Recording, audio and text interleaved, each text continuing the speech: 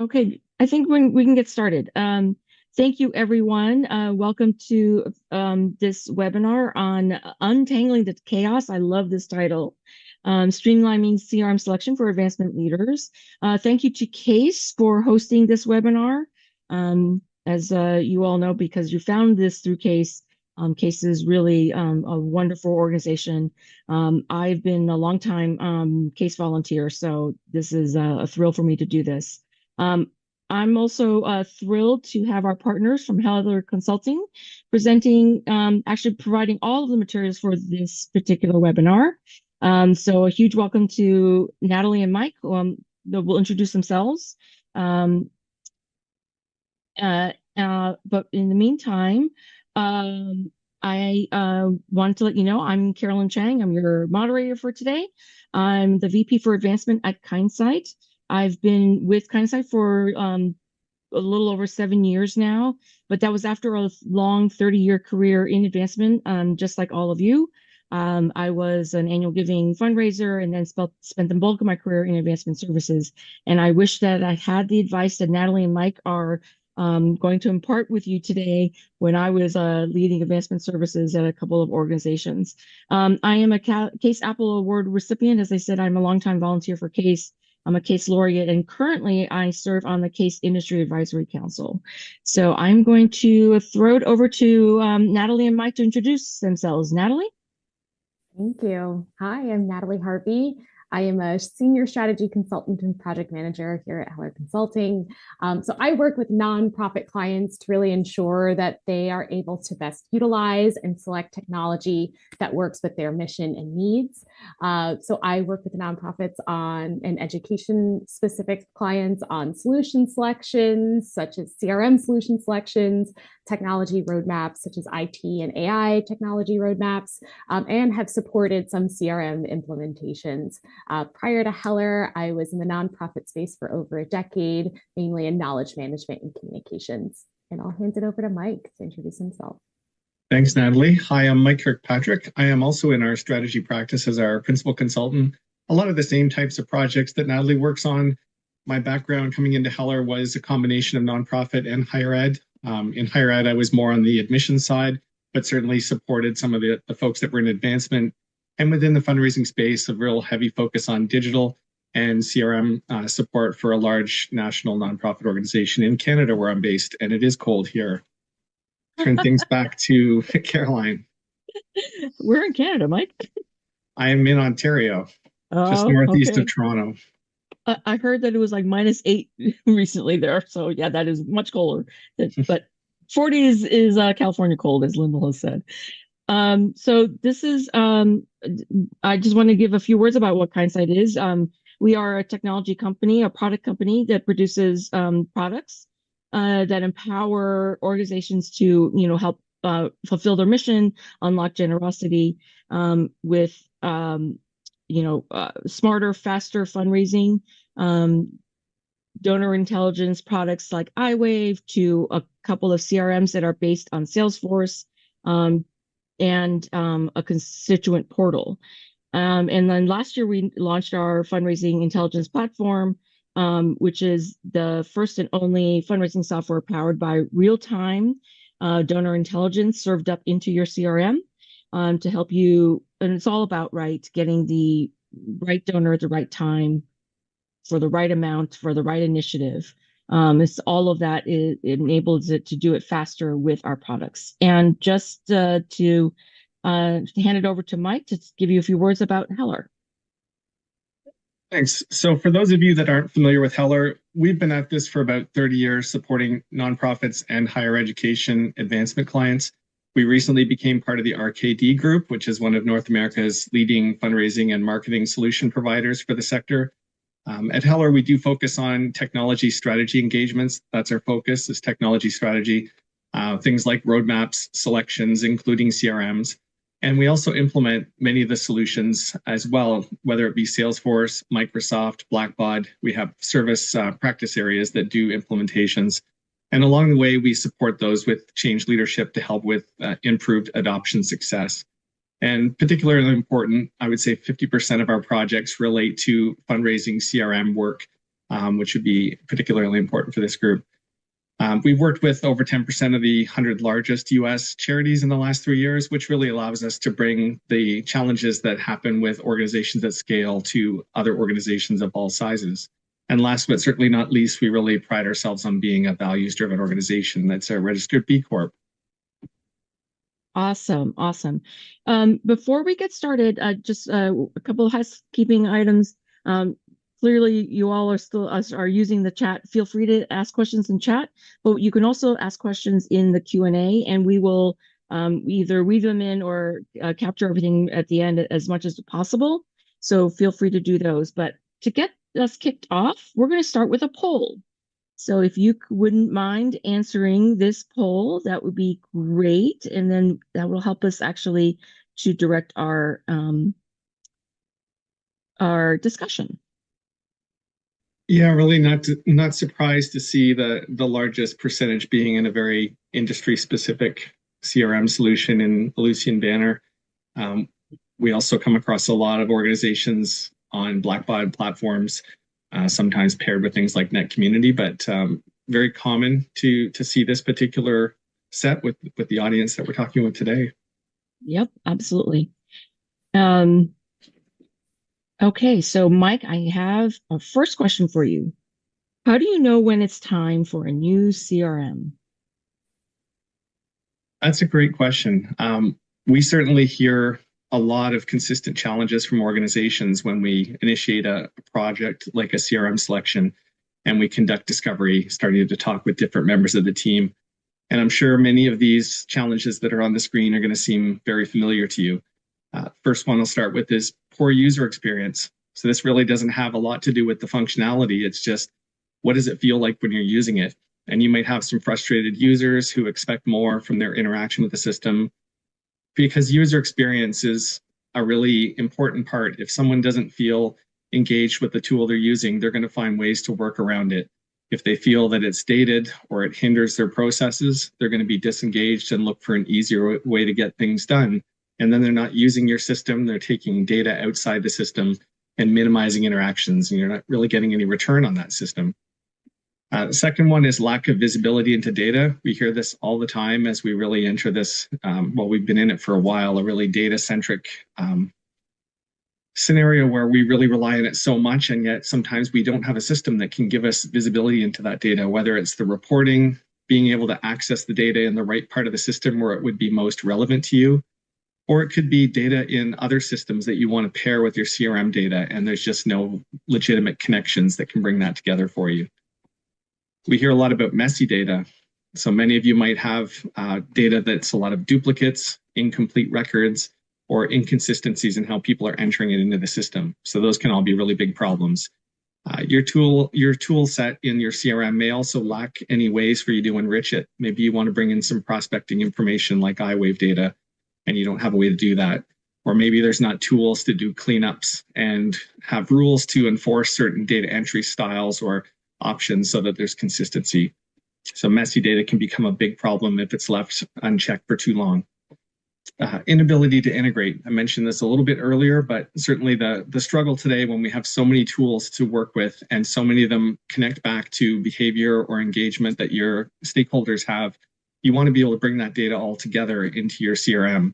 And that can be a really big problem with modern stacks if you don't have a tool that has built-in connectors or is a widespread enough used tool that others have built connectors to make it easy to have systems talking to one another. Manual processes. So this wouldn't be a CRM webinar if I didn't talk about spreadsheets. We all have them. They're our go-to when there's a gap in functionality. We just put it in a spreadsheet and solve it offline. Or we export data and clean it up in a spreadsheet and put it into the other system. So these are all processes that can eat up staff time and can be made easier if you have more integration in your systems. And lastly, a lot of folks feel that they need a change when they don't feel supported by their vendor or they see a stagnation of the innovation that's happening with that vendor. So enough bad experiences from a customer service standpoint or a product roadmap that is unclear and not showing enough forward movement can really lead folks to feel that their technology is leaving them behind. So if you're feeling that any of these ring true for you, it might be time to start looking at your options. Okay, great. Natalie, what are some key criteria for evaluating CRM platforms? Great question. Typically, when we're evaluating CRMs, we find that users are looking for a couple of common things that also relate to some of the problems that we heard about from Mike, right? So, one of them is that modern user experience. Users really want and need to be able to easily find information that they need in the shortest amount of time and the shortest amount of clicks possible, right? So we know that fundraisers or advancement officers have increasingly lofty goals, and the CRM should be able to make that data easily accessible. The second one is really unifying some of those profiles that you get for constituents or donors. So a CRM should be able to unify your donor profiles. That includes data from solutions outside of your CRM. So how easy is it for you to integrate with some other solutions? And then that multi-channel engagement integration with kind of digital fundraising platforms or marketing tools, really trying to further expand the profile that you have of a constituent. CRM users really want to understand engagement from some of these outside platforms, be able to market to those folks, and understand and track and report on how people are interacting with them. And so really that also leads into additional marketing automation and dynamic segmentation. When you're thinking about using marketing automation, you really want to have a great understanding of the history of a constituent, their behavior, and be able to follow up on maybe their last giving date, or when you might want to automatically send them an update to kind of decrease some of that manual staff efforts. And then oftentimes folks are thinking about sophisticated moves management. So really relationship building is at the heart of what a lot of folks are doing today, either for advancement or for fundraising. And so this is an area where we're hoping to reduce some of those manual workloads. Think about automating processes, either related to deliverables or just generally follow-up tasks. And then, as Mike mentioned, folks are really thinking about data. So, what are some of those capabilities with dashboarding and reporting? Thinking about real time goal tracking. I think that people really like to see easily a visual way of what their data is looking like, be able to measure success, thinking about working with your teams to understand the real impact of your work. And then one that is, I think, top of mind for a lot of folks is how you can best leverage AI. So thinking about how CRMs are innovating, how they're staying up to date on functionality, what their roadmaps are looking like, to be able to make sure that whatever solution you're evaluating is thinking about utilizing AI to allow you to make more informed decisions, to spend more time working on some of your strategic initiatives rather than some of those repetitive tasks. Yeah, 100%. AI is the new shiny word, right? Definitely. Is it an emerging technology or is it already here? I think it's a little bit of both right now. It's a little bit of both, definitely. Yeah. And so some decision drivers, Natalie? Yeah, definitely. I think one of the things that we try to work with our clients on is making the decision about a new CRM is a really big one. And so when we are working with our clients, we want to make sure that they have some clear evaluation criteria and decision making skills. And so we'll work with them on thinking about some of their key, what we call key decision drivers for selecting technology. And oftentimes these can be revisited when you're making this big decision, and you have a clear understanding of what's most important to you as a whole, rather than thinking about very individual requirements of folks. So we work with leaders across any organization to find out what's most important for selecting that technology. Typically, these fall on a spectrum. So you'll see that there's kind of that balanced in between where maybe it's not either or, it's a little bit of both.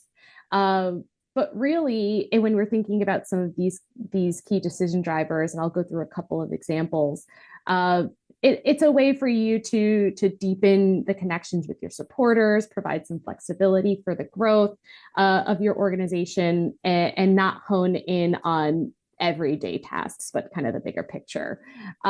So one example is this kind of constituent focused versus internal experience. So an organization that's constituent focused maybe wants to prioritize donor experience, ensuring that your interactions feel very seamless for that individual, whether that's from working with outside of your CRM, like event registration or volunteer opportunities. It provides a really integrated view of each constituent that allows you to better understand their particular needs, maybe rather than someone that is focused more on internal, where you're not having some of those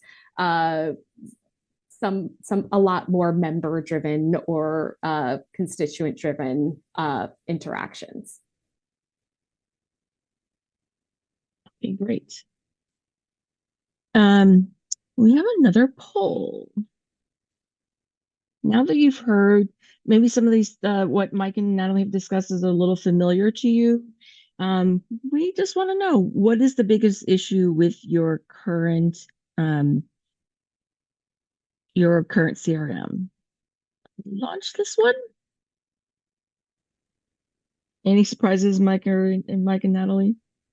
No, it was a little all over the place, right? Which is I'd love to hear some of the in the chat, even if people were able to drop in some of the sources of their messy data. Does it align with some of the things we talked about earlier? And some of that, the manual workarounds, is it all spreadsheets? Are you solving with processes, or do you introduce other tools to solve your problems? Be nice to get some feedback from the group there. And it's interesting that there's not as many people about lack of visibility into data, because I think that we hear that a lot, that people can't find the data, and so clearly some of these solutions that you all are using, that isn't a problem, which is good to hear. I would have expected more people, but maybe it was just too hard to choose. Too hard to choose just one. Yeah, you might be able to see it, but can you trust what you're seeing if it's messy? Mm-hmm. Right. Yeah, and I think the lack of innovation, the poor roadmap, maybe also speaks to some of the solutions that folks are currently utilizing. The challenge of extensibility with them, and thinking about AI, how we were talking about earlier. Yeah, and of course manual workarounds, right? Because of older systems, and so you work around what your system you have. So really interesting. Okay, I'm going to stop sharing that. Mike, so now you know that you have a need for a new CRM. How might you start to socialize that need to leadership and make the case for leadership for a new system? Great question, because a CRM system of all the systems you're going to have is going to be among the bigger ones. Certainly within the university, your student information system might be bigger, or your finance system, but this is a pretty big one that involves a lot of different stakeholders. I know the slide we've got here talks a lot about budget, and I will go a little deeper into that particular aspect, but there are so many different ways you can build your case for leadership to get on board with the idea. First, you've got to demonstrate the challenge, which we just talked about, in terms of highlighting the things that are holding you back, that aren't allowing you to reach your full fundraising potential. But certainly when you're framing out your ask, you don't want to just talk about the problems you have. You want to paint a picture of the vision, what you see potential if you can replace the system with something that is more modern, or has that roadmap and the features that fill the gaps that you've identified, that brings your data into a clear picture that can be used to make better decisions and inform future direction of your campaign strategy. So make sure to sell the full impact, but cost is always going to be a really big discussion in any selection like this. So if I were to break down the cost factors a little bit, there's certainly going to be a really, I'd say, an upfront investment needed to get your CRM implemented. And a big part of that is factoring in your existing data in your old system. So there's a migration effort. There's a mapping process to figure out, where does this field live in the new system? And that has to be done at a very granular level and work through those decisions so that you can save time when you go to do the work in bulk, because you've done the upfront work to plan for where that data is going to be mapped into the new system. And you may also need to engage an implementation partner. So there could be costs of that if you don't have the internal capacity to take on the work yourself. Some vendors have implementation services, others work with partner networks. So your current data and how much you're bringing along will really also dictate the complexity of your migration effort. Have you been sitting on 25, 30 years of data, or have you been keeping things pretty lean and the effort shouldn't be too bad? But if you're looking at anything that is cloud-based, there could be some significant ongoing cost implications of bringing too much data with you. So it's important to really think about what data is important, what data is really operational, and figure out other ways to mitigate the cost in this area when you're putting your business case together. Getting to launch is also something that requires investment in your staff. This isn't just a technology purchase with licensing. It also involves training your staff and helping manage the change and all the hidden costs that come with taking your staff away from what they might be doing on a day-to-day basis to participate in informing the discovery, assisting with developing requirements for your new system, reviewing solutions as they come to do demonstration, present, and then, of course, being part of an implementation effort to put it in place, be part of testing. So all of that has a real cost as well. So think about it also from a longer view. What is the total cost of ownership over multiple years? Maybe the upfront cost is high, but you have a long time to spread that investment out over. So is that something that you can estimate more fully what that cost looks like annually? Maybe you're going to see a longer tail with much lower licensing once you get clear of implementation. So licensing is important. It can often be priced out on a per seat basis, but sometimes can be tied to the volume of your contacts. So that's another reason to think closely about, are you bringing everybody or just the donors who remain engaged with you? And certainly there are a number of other potential things where it could be a third-party tool that is needing to be added to fill a niche gap that the system doesn't do on its own. So I think those are some key things to think about when you're looking at the cost of the tech, but also the staffing. And don't think that the training part of getting launched is where training ends. You're going to have staff turnover over time that you need to think about. Think of it as an ongoing evergreen process, because the technology, if you're making the switch to something with a more forward-looking roadmap that's innovative, it's going to be changing all the time as well. So even if your staff don't turn over, you still have to invest in training to make sure people can take advantage of the new features and maintain proficiency with what the system is set up to do. You'll also want to just think through things like support staff and privacy and security. Those will be some aspects that you want to talk to your IT team about, your compliance teams, and make sure that as you're making your case that you've outlined how you've made contingency plans around how to address any areas that the system might expose you. So just make sure that you go beyond budget and think about what the system can do, what it's going to solve, and all of the resources beyond the tech itself. Yeah, I think if I might add, Mike, as far as the cost of the system, something that surprised me when I was leading an organization was the automatic built-in increase of the licensing that these cloud-based vendors do. So just ask the vendors, what is your anticipated increase every year? And then from my own experience, I would just like to add that, or actually what I get asked a lot these days is, what can we do to prepare for a CRM change? And I always say there's two things. One is make sure that your data is as clean as possible. So, that cleaning up that messy data. If you have messy data in your database and you're going to convert it, then you're converting messy data, right? So clean it up before you actually do the conversion. But the other thing, which you actually just didn't really talk about, was change management. And to me, that was, I needed a lot more of it when I did a conversion. So I'm a big fan of change management. I don't know if you want to say something about that, Mike, or not. Yeah, well, on the first point about the data, absolutely. It's just like when you move houses, it's always a good time to purge. You don't Yes. want to take your mess with you.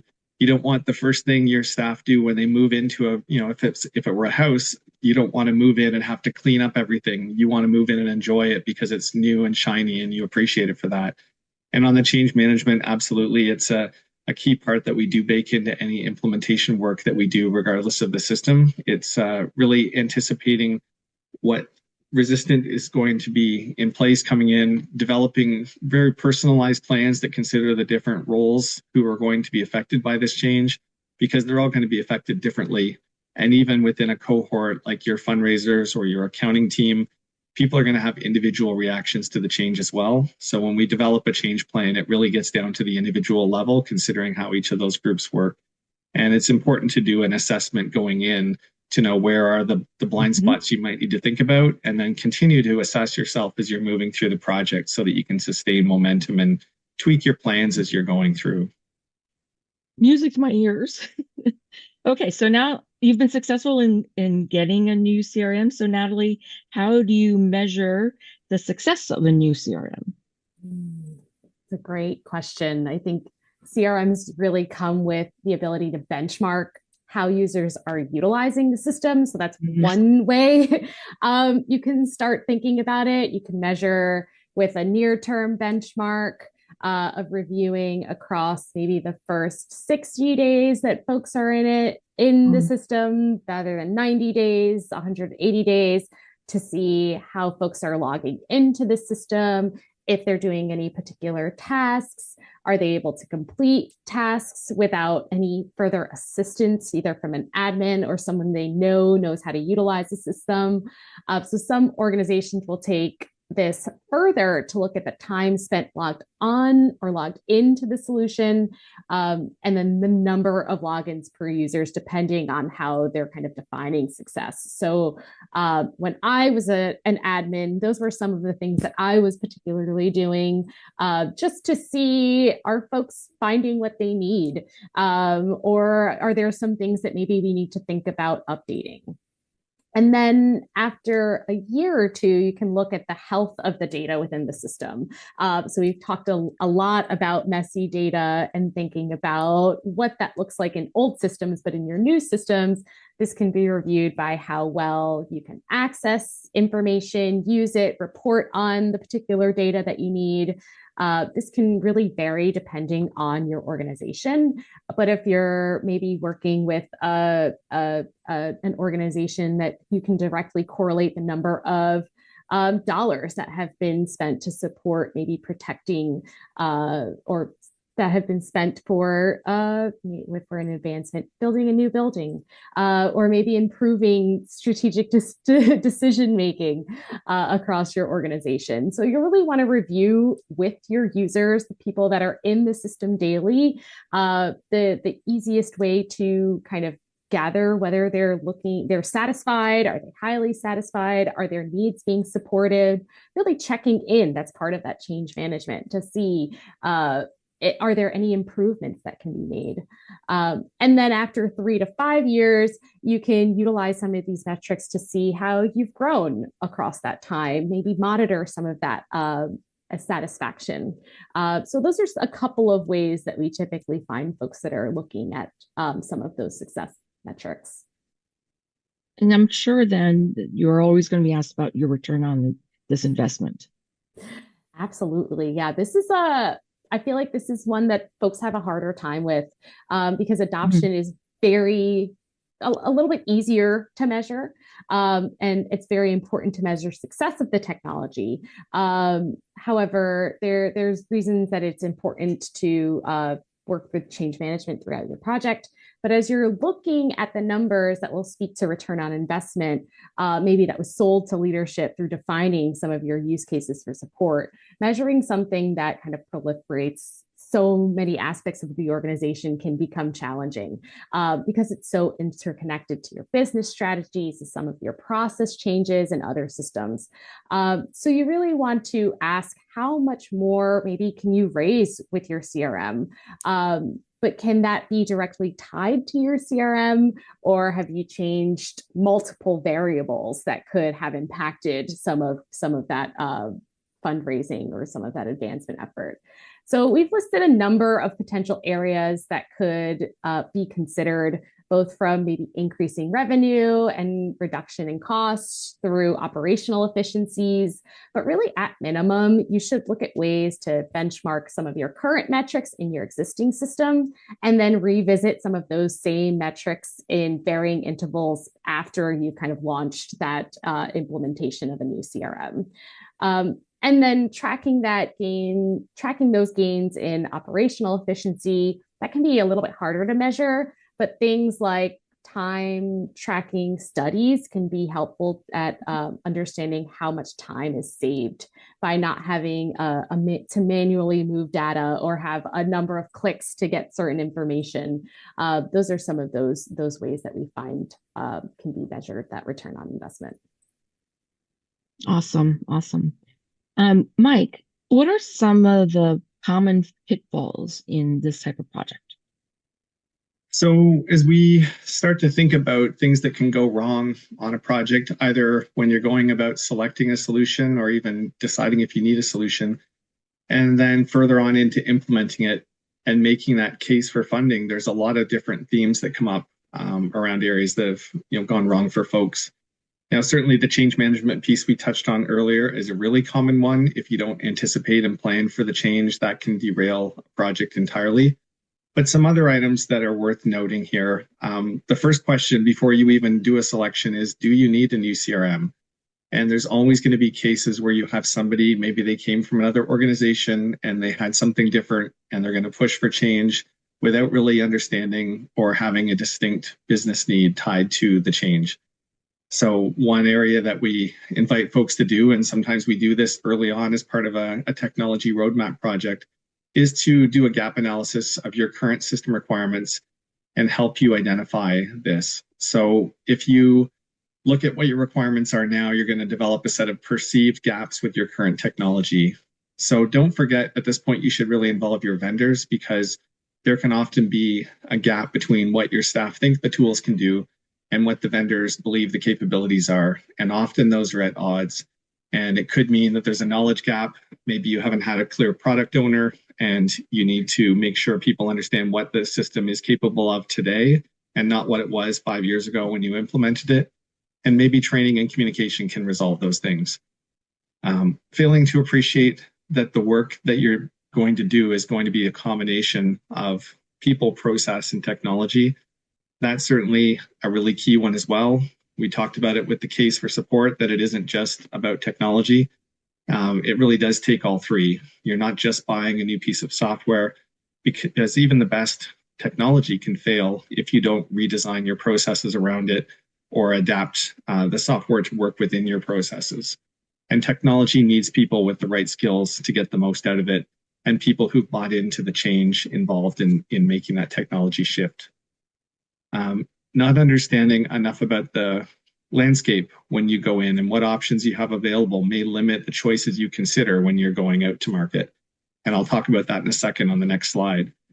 The market is very crowded.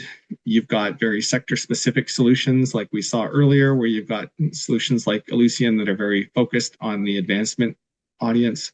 You have nonprofit CRMs, and then you have CRMs writ large that have applications that can be added to them, that can be adapted to work with your processes in whatever sector you're in. So it's a very big market.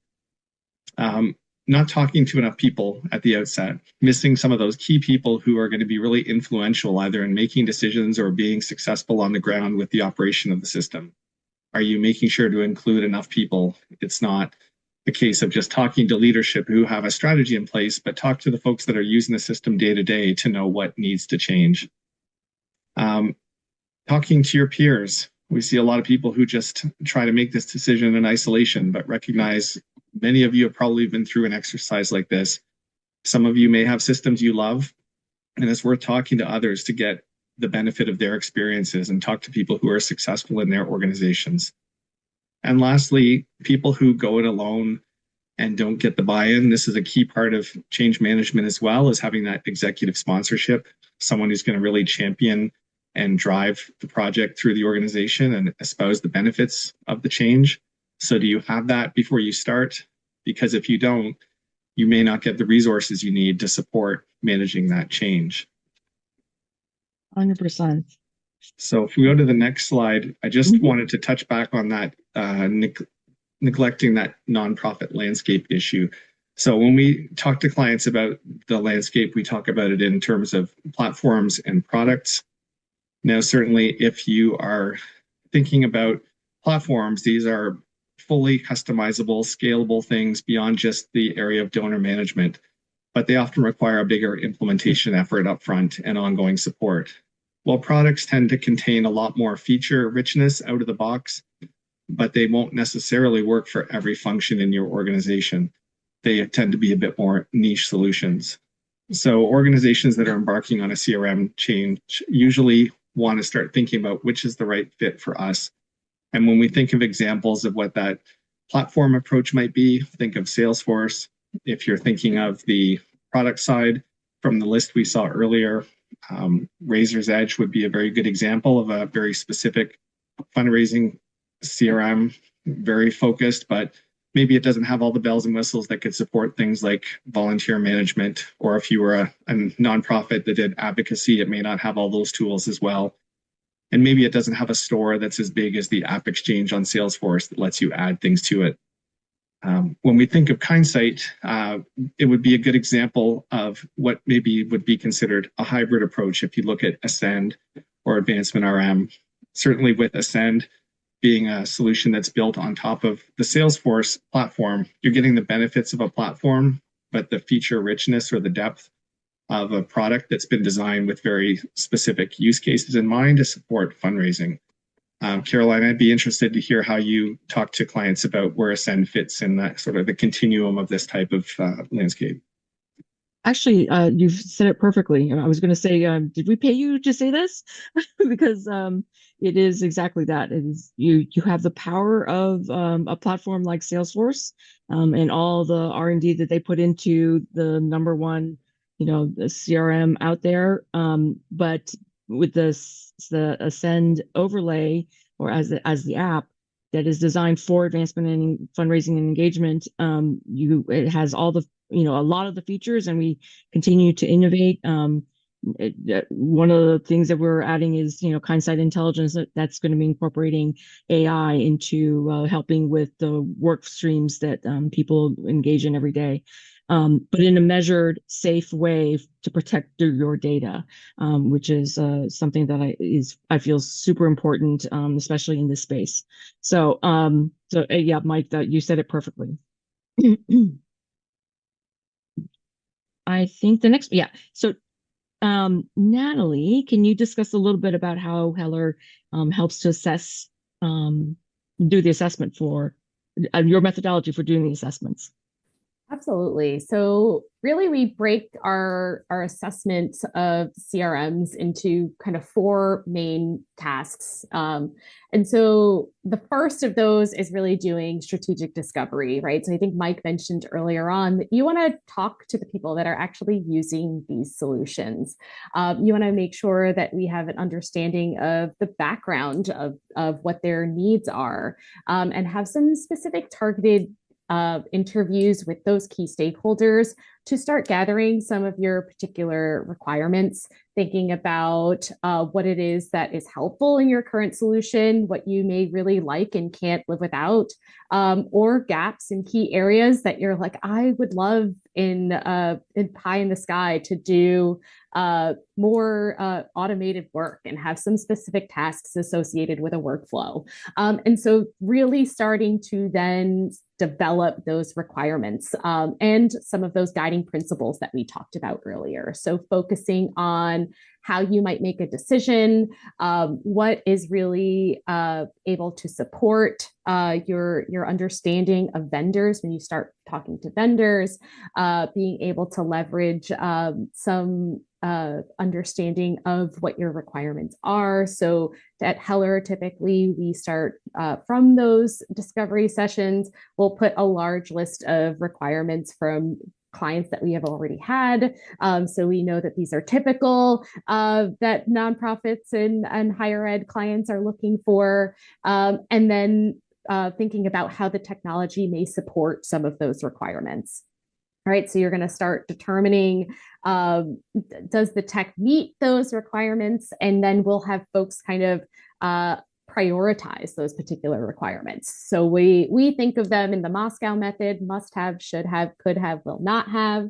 And and so we want to make sure that if you're looking at a solution, and you should make sure when you're looking at solutions that it's meeting some of those things that you really need to have. You don't want to move to a solution that's going to provide you with less functionality than you have, and thinking about also where you might be in 3 years. And those are what those should have requirements are. So you're thinking about, oh, if I am going to want to send out a more automated email, then I will be able to, I'll need some more integration maybe with a marketing tool. So thinking about how those are working together. And then from there, you're combining those requirements, your guiding principles, and you're looking at the solutions that are kind of meeting those particular requirements and going through some maybe targeted demonstrations based on what those requirements are, providing that guidance to the vendors. So you're getting an actual demonstration that is related to what you know you need. And then ultimately kind of will ultimately make a recommendation for a future state CRM.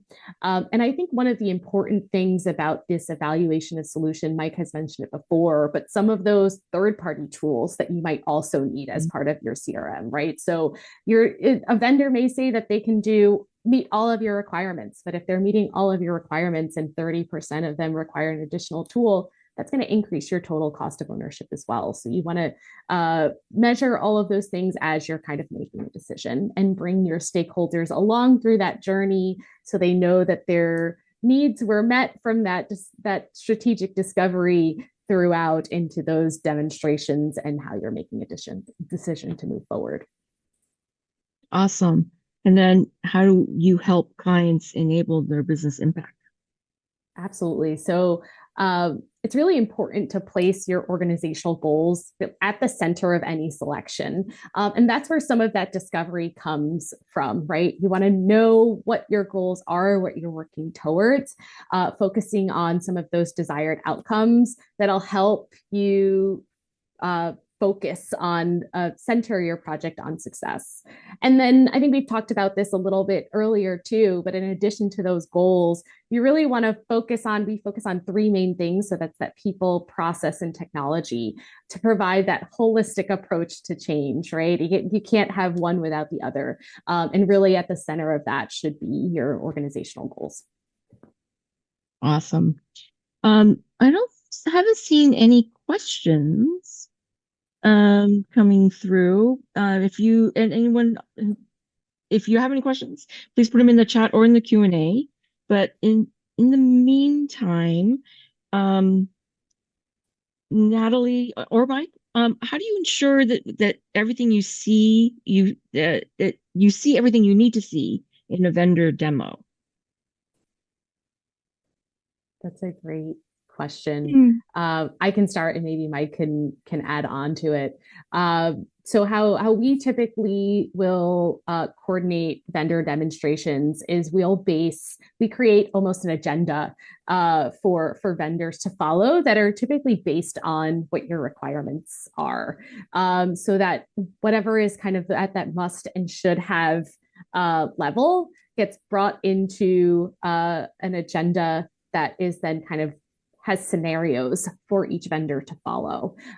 So if you're really interested in moves management, you're thinking about some time on that agenda that is dedicated to looking at what that moves management functionality is. Or if you need to think about maybe particularly constituent management, you want to see what some of those page layouts are, how you might want to update those, how many clicks it might take to get to information that you are lacking now. And so we will kind of develop a workbook that includes that agenda, some of those requirements, and ask vendors to put their best foot forward to showcase that. Yeah, I think it is important for you to know that you're in control of these demos. It may feel that this is a vendor part of their normal sales business to do demos, but really you're there because you have a need and they have the potential to meet that need, but they have to prove it. So set the agenda, control the time so that you know how much time you want them to spend on certain areas that are most important to your high priority requirements, and share that in advance to give them enough time to prepare for that. Otherwise, you may get a very vanilla script that comes back that you could probably benefit from if you just looked on their website and found a webinar. So make it personal to your organization. I have to say, as a vendor, that the more guidelines you can give, the scripts, the use case scenarios that you want, actually, we have more fun with those because we can really show off our system. We did get a question in the Q&A. How can I balance the potential of AI and automation with my organization's commitment to privacy and ethics? Great question. I know Natalie was just on a project with a client that had a heavy AI focus, so I'm going to turn it over to her. Yeah, absolutely. I think what we typically try to do is make sure, and it coming back to some of those organizational goals and strategic goals, and then build out what your kind of AI goals are related to that, right? So I just worked with a client that was very concerned about their intellectual property in particular. And so making sure that there are guidelines around the use of that related to AI, that there's some sort of maybe privacy policy, and then making sure that you also communicate that to staff so that they have an understanding of how they're using AI. And then you also want to think about using AI responsibly. Are there particular guidelines that you could share about using it, or training that you can do to make sure that folks are getting better responses for prompts? So those are some things related to making sure that you're thinking about privacy and ethics with AI. Mike, I don't know if you have anything to add. Well, Caroline mentioned it earlier, like, are we in the early stages or are we already in it? And I think you'll see that almost every vendor that we've talked about today has got some degree of AI as part of their solutions. So certainly you'll want to consider those and look at their features and what they can do to add to your team. More and more, we're seeing movement beyond simply the generative, helping you draft email content and do reports and take meeting minute notes, things like that, to having true agents that can act as a replacement for staff or as a companion to staff to work together and build the capacity of your team. But as Natalie mentioned, it's important to have the guardrails and the policies in place. It's so easy because the tools are so accessible to quickly throw some data from your system into a public learning model, and suddenly you might have exposed your organization's data to the learning of a system that's outside the confines of your organization. So largely, at least from my experience, when I was in the admissions team within a broader university, we had an IT team that had more global governance over systems. So you may have to collaborate with your IT teams who could be setting out the governance around that. Or you may be one of the teams that brings in the lion's share of money and you have more autonomy within your university. So it's important to not overlook the need for governance and having the foundation in place.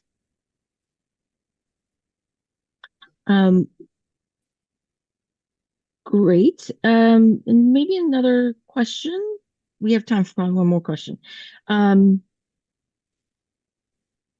expecting some team friction when we change our technology. How can I plan for that? Are there ways I can help to build adoption? I can take that one. I think, as we talked a little bit about earlier, I think there's always going to be some level of friction. The key is to make sure you're engaging folks early on and understanding what their anxiety, what the roots of those are, because then you can really target your strategies at the individual level rather than just expecting that you'll have a communication plan that's vanilla for the whole organization to tell people that we have this new system and here's when you'll get it. Where can you involve them earlier? Is the change something that is an issue of training where people are worried they're going to have to develop new skills and they're uncomfortable with that? Is it that they're going to have loss of control of what they might have had? So really get to the root of the specific anxieties and or frictions and know that it will probably be different for each person. So have those conversations, leverage your people managers to be that liaison between the person driving the change and the folks on the front line to make sure you get a good perspective on that. Yeah, 100%. Okay, so I think we don't have any more questions. I want to thank everyone for who took the time to come and listen to us today. I really want to thank Mike and Natalie for their knowledge and sharing all of their perspectives. I'm not kidding when I say that I really wish I'd had them on my team when I was leading a selection and implementation. But if you have any questions and you want to find out more, you can use the QR codes that are displaying here to find out more about our organizations.